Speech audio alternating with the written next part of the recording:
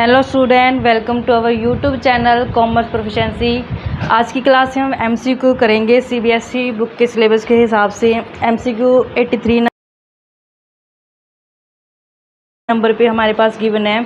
उसमें स्टेटमेंट देखते हैं सबसे पहले कि स्टेटमेंट क्या है, उसी हिसाब से फिर हम सम करेंगे। स्टेटमेंट में कहते हैं कि मिक्की, टॉम और जेरी हमारे पास पार्टनर हैं। उनकी रेशियो गिवन है 5:3। 31 मार्च 2021 को उनकी जो बुक है उसमें नेट प्रॉफिट दिखाया गया 2,10,000 से। As per the term of the partnership deed they were entitled to interest on capital. कहते हैं कि पार्टनरशिप डेट के हिसाब से इंटरेस्ट ऑन कैपिटल जो लेके जाएंगे पार्टनर, वो हमारे पास इंटरेस्ट खुद से बुक में इस बार कैलकुलेट करके दे रखा है 80,000 से, 60,000 से और 40,000 से। ये इंटरेस्ट ऑन कैपिटल है जो पहले से कैलकुलेट करके दे रखी है। बिसाइड दिस सैलरी, कहते हैं इसके अलावा सैलरी दी गई है 60,000 ईच, कहता है 60,000 रुपीज़ दी गई है मिक्की और टॉम को। कैलकुलेट करना है ratio in which profit would be appropriate, कि किस रेशो में प्रॉफिट को जो अप्रोप्रिएट किया जाएगा, तो वो रेशो निकालनी है। सबसे पहले हम देखते हैं कि क्या हमारे पास जो एप्रोप्रिएशन है, एप्रोप्रिएशन प्रॉफिट के ज़्यादा है, बराबर है, इक्वल है या कैसे है। तो चेक करके चलेंगे हम कि जो हमारे पास एप्रोप्रिएशन है, क्या वो एप्रोप्रिएशन और जो प्रॉफिट है क्या वो पूरे हो रहे हैं या पूरे नहीं हो पा रहे हैं। तो सबसे पहले हम एप्रोप्रिएशन को चेक करके चलते हैं। एप्रोप्रिएशन में हमारे पास गिवन है इंटरेस्ट ऑन कैपिटल और सैलरी। तो हमारे पास सबसे पहले हम पार्टनर्स के नाम लिखते हैं। मिक्की, टॉम और जेरी 3 पार्टनर्स हैं। एक तो इनको मिलता है इंटरेस्ट ऑन कैपिटल। तो इंटरेस्ट ऑन कैपिटल में हमारे पास क्वेश्चन में खुद से कैलकुलेट करके दे रखे हैं 80,000 से, 60,000 से और ऐसे ही 40,000 से। तो ये हमारे पास इंटरेस्ट ऑन कैपिटल दी गई है। ऐसे ही इन्हें सैलरी दी गई है। सैलरी कहते हैं कि 60,000 ईच दी गई है मिक्की और टॉम को।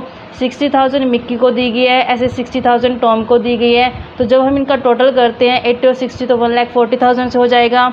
ऐसे ही 1,20,000 से हो जाएगा और ये 40,000 से हो जाएगा। जब हम इन तीनों का टोटल करेंगे तो टोटल हमारे पास 3 लाख आ जाएगा।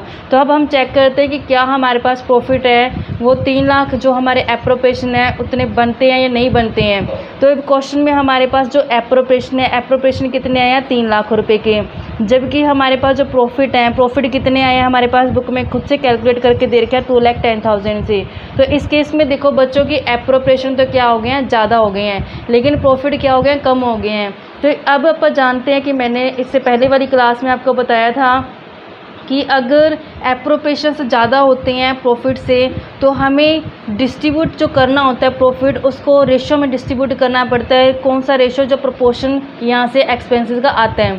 तो जो ये प्रॉफिट डिस्ट्रीब्यूट किया जाएगा वो पूरा नहीं कर पाएंगे क्योंकि हमारे पास एक्सपेंसेस है जो 3 लाख है और प्रॉफिट क्या है, कम है।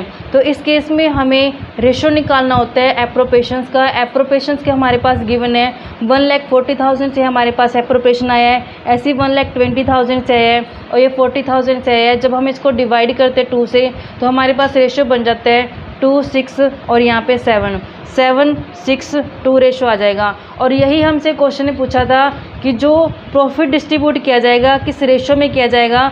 तो प्रॉफिट डिस्ट्रीब्यूट करने का रेशो हमारे पास क्या आ गया, 7:6:2 रेशो आ गया और यही इसका आंसर हो जाएगा जो हमें सी दे रखा है। ऐसे अगर आपको मेरी डिटेल क्लास देखनी है तो आप मेरे यूट्यूब चैनल कॉमर्स प्रोफिशिएंसी को सब्सक्राइब, लाइक एंड शेयर करें।